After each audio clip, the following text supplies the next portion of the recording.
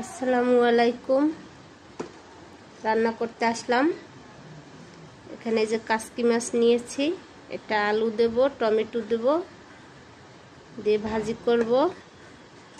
আর কেটে নিয়েছি পটল, আলু, এটা একসাথে ভাজি করব। তো সব কিছুই কেটে কেটে রেডি করে নিয়েছি। রান্না বসাবো, দেখতে থাকেন।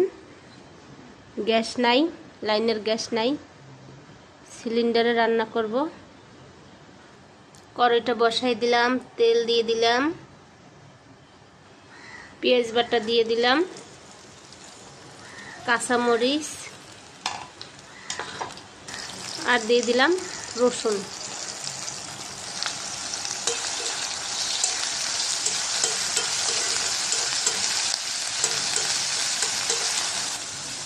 পটল আর আলু দিয়ে দিলাম, লবণ, হলুদের গুঁড়া, ধনিয়ার গুঁড়া, একটু নাড়াচাড়া দিয়ে দিব। এখন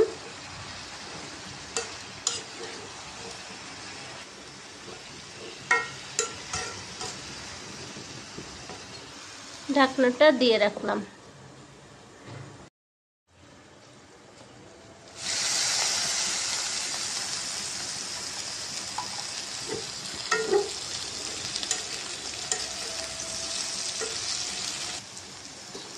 পটল আলু ভাজাটা হয়ে গেছে, এটা এখন নামাবো আমি। এক কড়াইতে আমি তুলে নেব।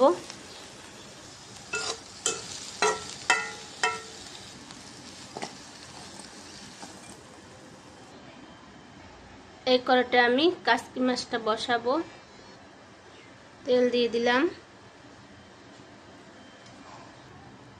রসুন, পেঁয়াজ বাটা, কাঁচামরিচ, হলুদের গুঁড়া, মরিচের গুঁড়া, ধনিয়ার গুঁড়া, লবণ, একটু পানি দিয়ে দিলাম মশলাটা কষাবার জন্য। সাথে আলুগুলো দিয়ে দিব।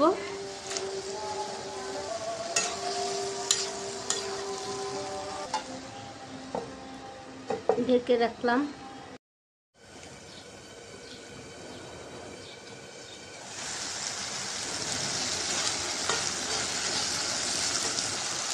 এর সাথে এখন এই টমেটোটা দিয়ে দিলাম।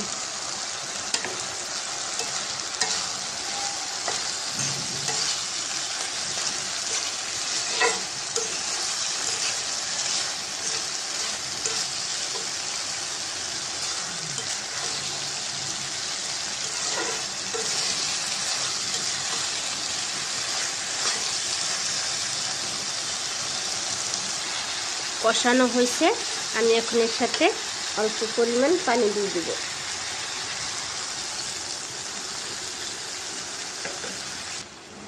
গুঁড়ো মাছটা দিয়ে দিলাম।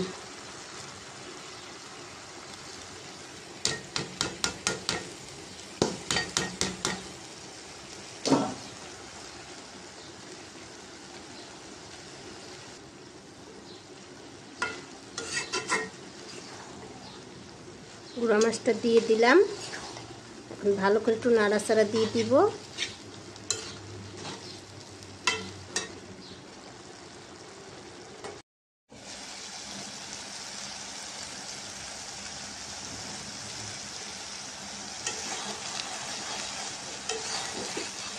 গুঁড়ো মাছটা শুকনো শুকনো করব। এখনো পানি আছে অল্প।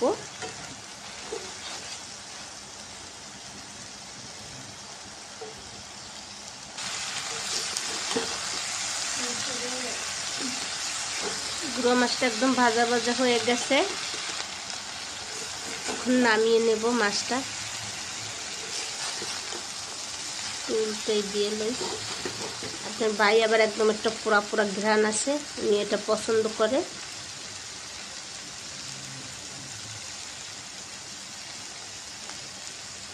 হয়ে গেছে গুঁড়ো মাছের তরকারিটা, নামিয়ে নিলাম। আজকে রান্না করলাম আলু পটল ভাজা, কাসকি মাছ আলু টমেটো দিয়ে ভাজা ভাজা করেছি। তো আজকের এই পর্যন্ত। সবাই ভালো থাকবেন। আল্লাহ হাফেজ।